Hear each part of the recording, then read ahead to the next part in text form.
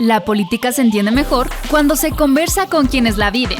Bienvenidos a Enhorabuena, el espacio donde la maestra Nora Rubalcaba nos invita a reflexionar, debatir y descubrir lo que está pasando en México y Aguascalientes.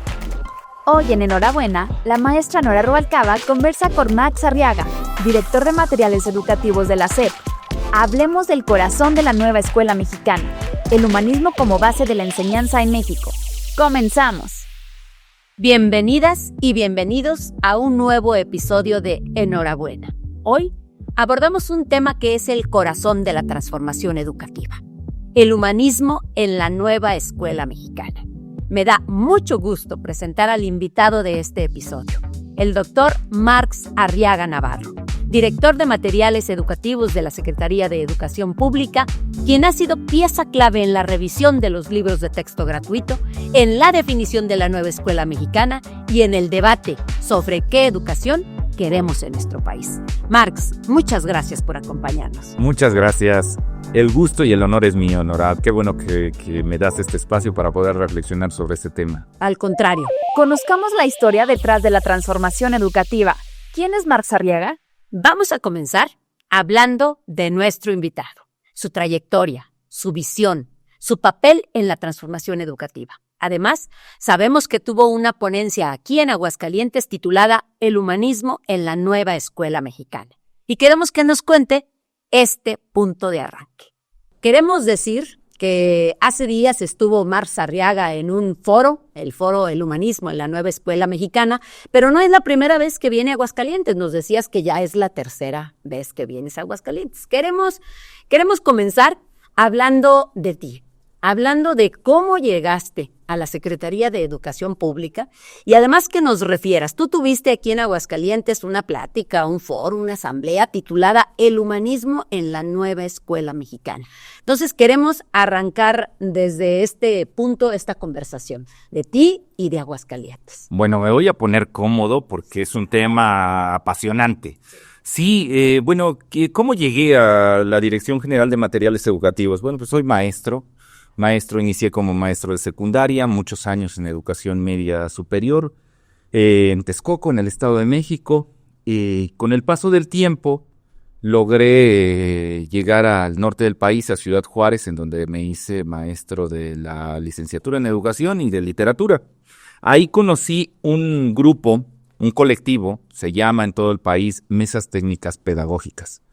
Eran espacios, en algunos estados han desaparecido, eran espacios magisteriales controlados por el sindicato, donde el maestro con experiencia podía diseñar materiales, exámenes, se hacían discusiones pedagógicas. Conozco esa mesa pedagógica, me invitan a participar con ellos para analizar el papel de los libros de texto en la enseñanza del español en Ciudad Juárez. Eso me lleva a ganar algún premio estatal por las investigaciones que se desarrollaban entre ellos y la universidad.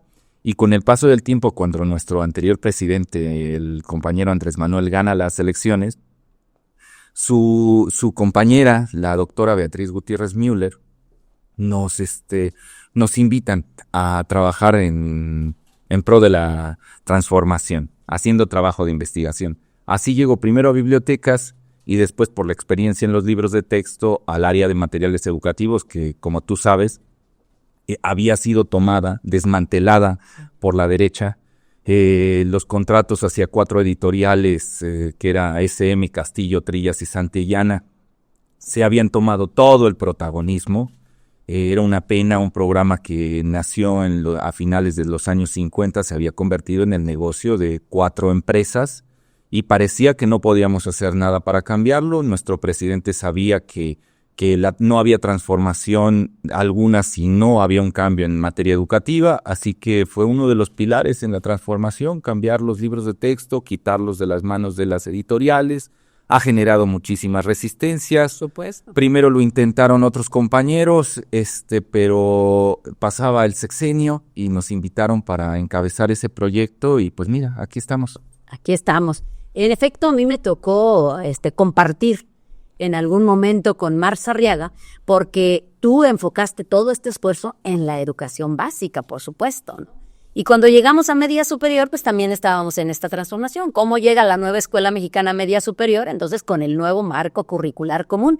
Y recuerdo que había compañeras de distintos subsistemas, que son muchos, que buscaron tu apoyo para poderle dar continuidad y obviamente que no existiera ese rompimiento propio de los gobiernos neoliberales, en donde hay rompimientos. Y para nosotros fue un gusto poder platicar contigo, saber que estuviste prácticamente de sol a sol trabajando junto con un equipo, ¿no?, muy grande en estos nuevos libros de texto.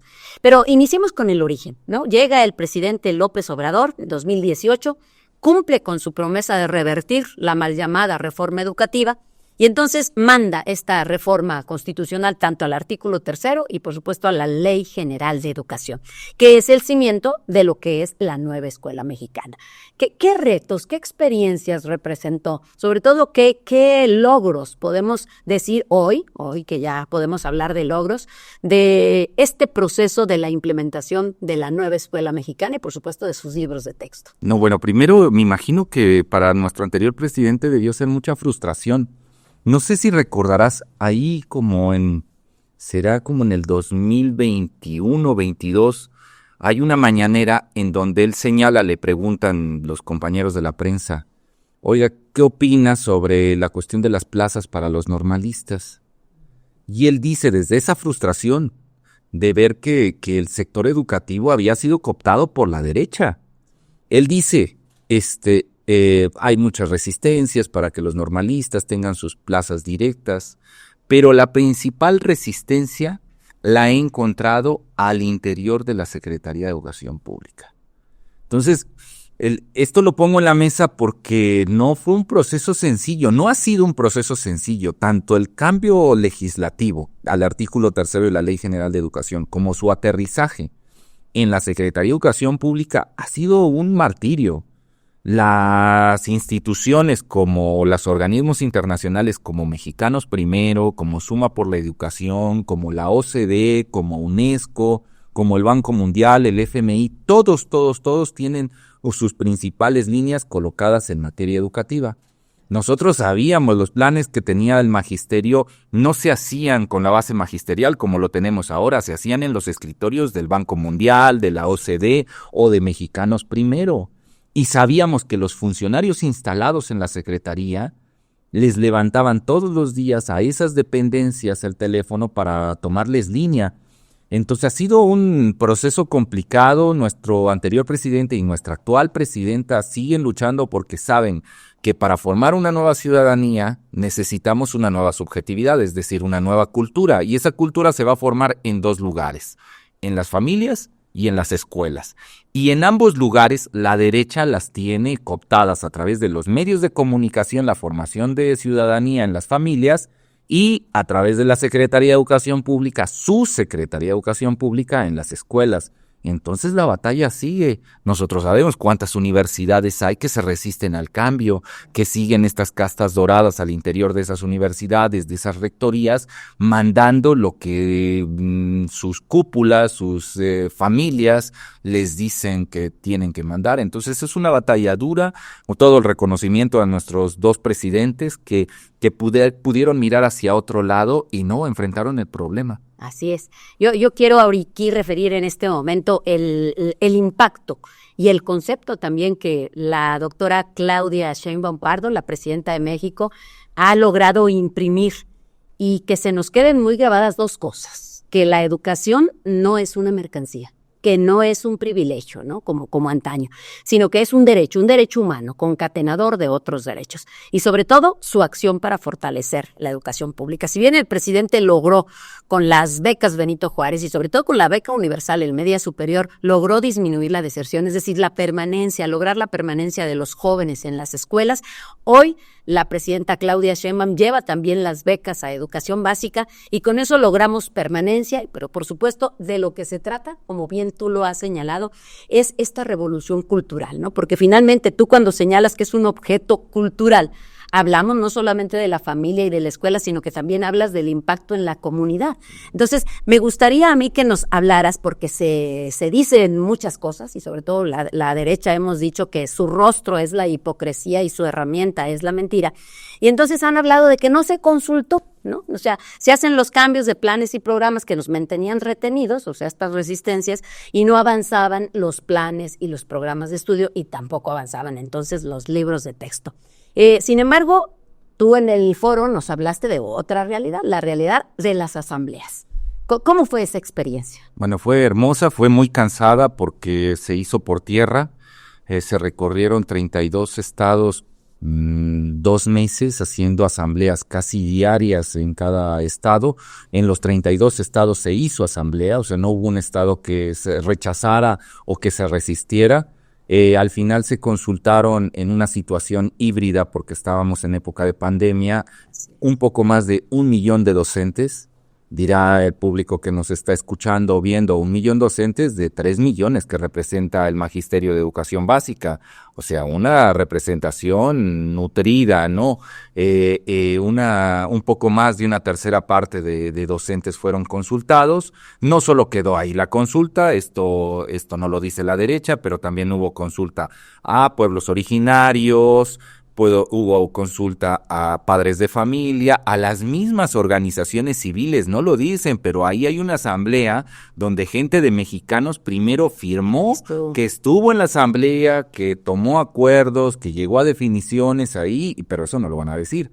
Y bueno, aquí al público les digo, todo eso es, como dice, son calumnias de la derecha que fueron evidenciadas por su Suprema Corte, porque estamos hablando de la Suprema Corte en el periodo, la anterior, en donde al final tuvo que decir la Suprema Corte frente a las controversias que habían dado los gobiernos de Chihuahua y de Coahuila, que estaban infundadas, que todos los elementos que colocaron, que era curiosísimo, Nora, porque ponían como evidencias notas de periódico de sus propagandistas. Y ponían, la evidencia es que Loret de Mola dijo esto, que Ciro Gómez Leiva dijo esto otro. Entonces, frente a esas evidencias y frente a las que presentamos los acuerdos asamblearios, las fotos, las grabaciones, las minutas, todo ese trabajo, la Suprema Corte, aunque estaba de su lado, tuvo que aceptar que sí hubo consulta, que no se violentó. Además, había otra cosa, Nora, que esto tampoco el público lo sabe,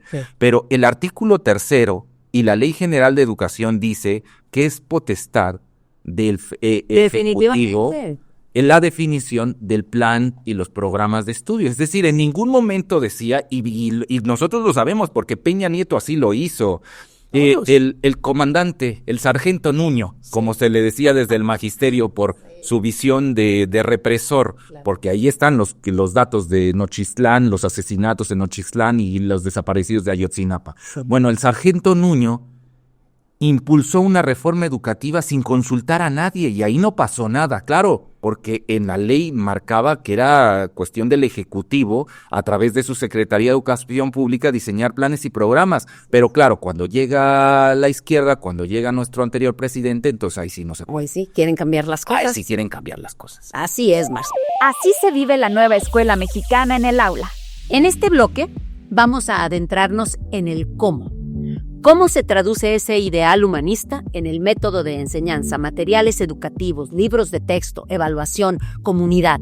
Queremos contrastar la teoría con la práctica y hablar también de los retos y las críticas.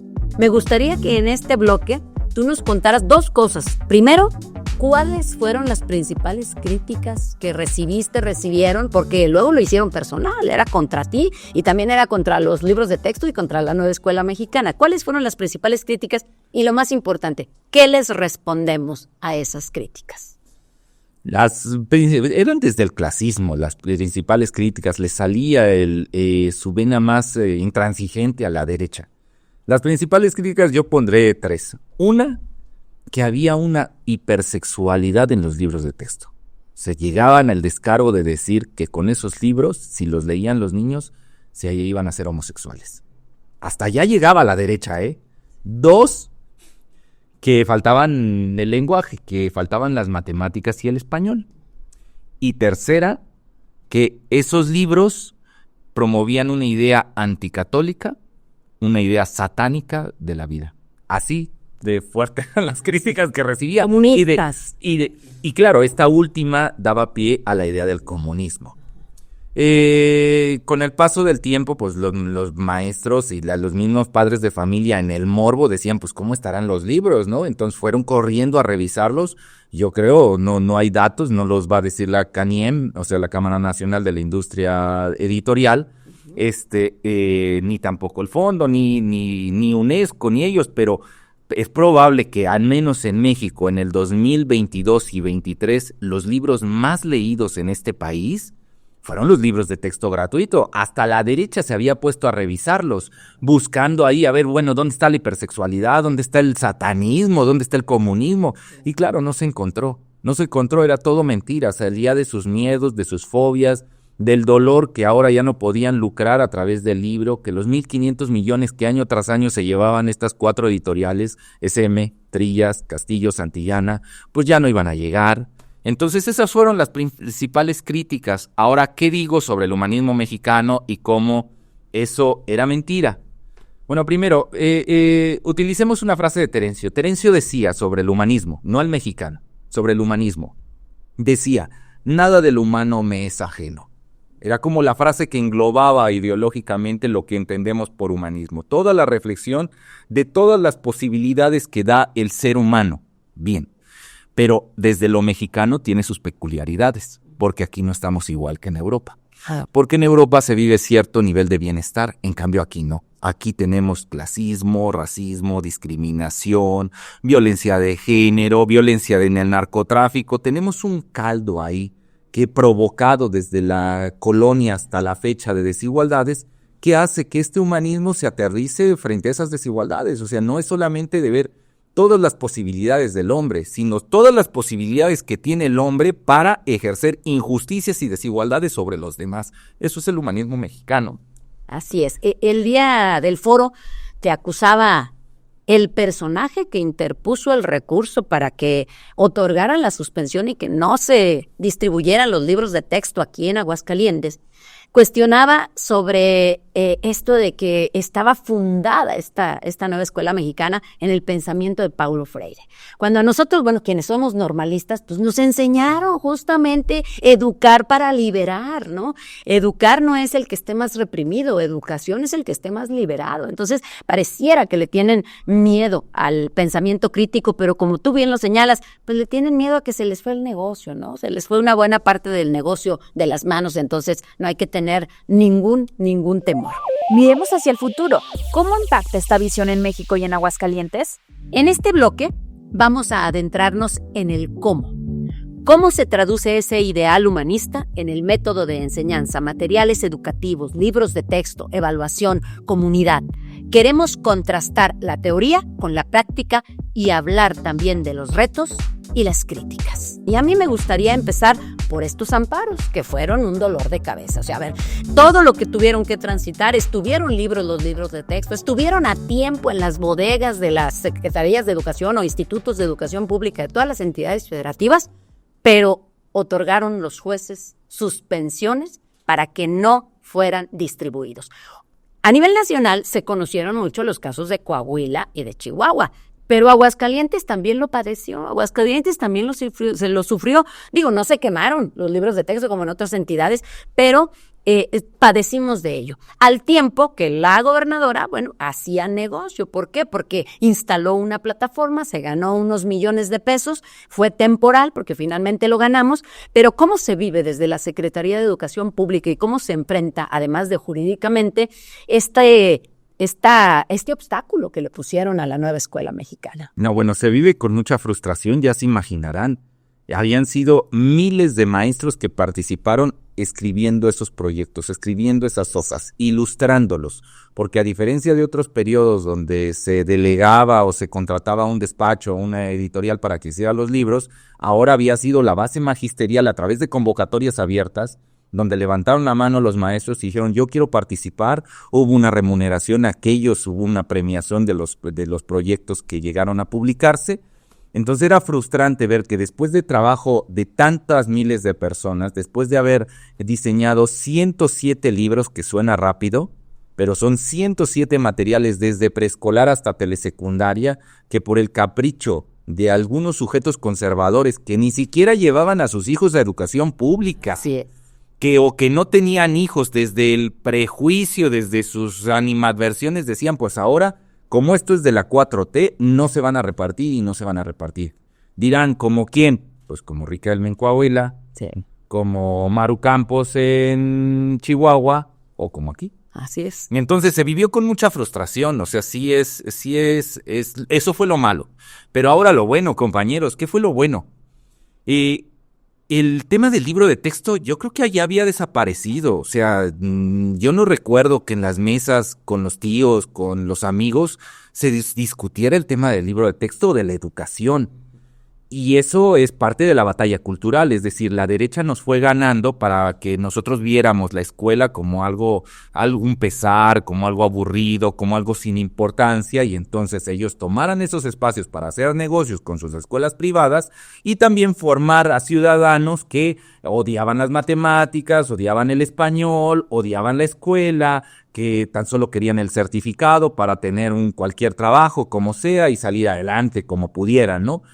Hoy el cambio cultural se dio y lo curioso era ver en las mesas de las casas, a la hora de la comida, los tutores, los padres, los tíos discutiendo sobre el libro de texto. Entonces, eso hizo un cambio cultural. La gente empezó a darse cuenta que tanto el maestro como lo que sucede en el aula eran importantes. Y eso hay que sumarle la pandemia. Porque antes de la pandemia, pues acostumbrábamos a dejar a los niños ahí, pues es cosa de la maestra o del maestro, pero cuando se fueron a casa a tomar educación a distancia, ya eran los tutores los que tenían que hacerse cargo de lo que antes hacía el maestro, es decir, el padre de familia, el tutor se convirtió en maestro y entonces dio cuenta lo difícil que es ser maestro. Y entre eso y la batalla de los libros de texto se ha generado todo un cambio en materia educativa, donde hoy tanto los funcionarios públicos como la sociedad hace una valoración y dice la educación no es algo de segundo orden, aquí es algo fundamental, porque si gente como Salinas Pliego, como Claudia X González están tan preocupados en materia educativa es porque algo hay ahí. Algo relevante hay ahí, alguien quieren hacer tranzas y entonces la gente empieza a poner atención y vamos ahí cambiando la cultura, que es lo más difícil. Y que es lo más importante, ir tomando conciencia de por qué suceden ciertas cosas. Cuando hablabas de los embates que tuvieron contra los libros de texto, uno de ellos, el que más me llama la atención porque creo que fueron muy incisivos, es en la ideología, ¿no? Quieren imponer su ideología, los de izquierda quieren venir a imponer su ideología, quieren votos cautivos, ¿no? O sea, yo que soy maestra puedo decir, y de esas ciencias sociales, puedo decir que toda mi vida he trabajado para generar conciencia, o sea, porque es lo que queremos los maestros, generar conciencia y que esa persona que se siente insatisfecha haga algo, no solamente se queje, sino que pueda hacer algo para poder transformar su realidad si así lo desea, que se organice, ¿no? Que alce la voz, que levante la voz. Entonces, lo veían también como un reclamo, esto de la ideología, y es de lo que nos acusan, ¿no? Finalmente de ideologizar, y a mí me pareció excelente la respuesta que diste en el foro, ¿no? De las ideologías, porque finalmente nosotros no implantamos la dualidad, así venimos de un universo en donde está el día y la noche, el bien y el mal, ¿no? Y finalmente existe la dualidad que ellos luego le quieren llamar polarización, ¿no? Lo cual no existe. Entonces me pareció muy significativo ese mensaje, Mars, y me gustaría que lo repitieras en nuestras cámaras, lo referente a las ideologías. Sí, bueno, compañeros, compañeras que nos siguen en este podcast, o sea, la derecha nos ha tratado de convencer que necesitamos avergonzarnos si somos sujetos de izquierda. Ellos sí se sienten muy contentos con toda su cultura, ellos con esto de ser totalmente palacio o de, no sé, ser hiperespañoles o tratar de copiar la cultura española o este tipo de prácticas que tiene esos gustos la derecha en cuestión a su vestimenta, su comida, al entretenimiento que tienen, algunas cosas hasta retrógradas que uno ve como el concepto de familia nuclear en donde ellos no reconocen la diversidad sexual o fiestas como los toros que se sienten muy orgullosos de ellos y está bien, no pasa nada, qué bueno que se sientan, aunque nosotros desde la izquierda, desde la justicia social vemos que eso genera violencias que pudieran resolverse si ellos tuvieran una visión un poco más humana. Pero bueno, en este mundo hay dualidades, debemos hacer puentes entre todos y se vale. Pero aquí el punto es por qué nosotros nos deberíamos sentir apenados por creer en la justicia social, por ser sujetos de izquierda que buscamos una democracia y que todos, sin importar el color de piel, la cuestión de género, pues tengan derechos, puedan tener acceso a la educación, acceso a la vivienda, acceso a la salud. O sea, ¿por qué deberíamos sentirnos avergonzados de pensar así?